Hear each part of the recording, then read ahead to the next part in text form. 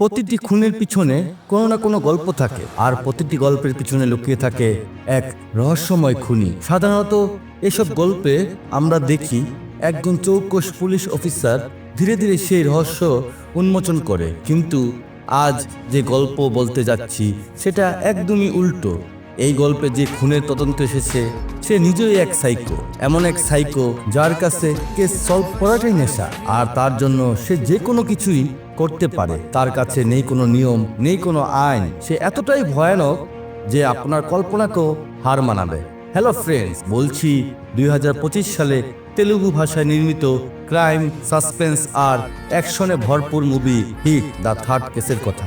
মুভির লিড রোলে রয়েছেন ন্যানি, আর এই মুভিটি দেখার জন্য এতটুকুই যথেষ্ট। মুভির স্টোরি নিয়ে কিছু বললেই সেটা স্পয়লার হয়ে যাবে, তাই আমি কোনো স্পয়লার না দিয়ে সোজা এক্সপ্লেনে চলে যাচ্ছি। তেলেঙ্গানা স্টেটে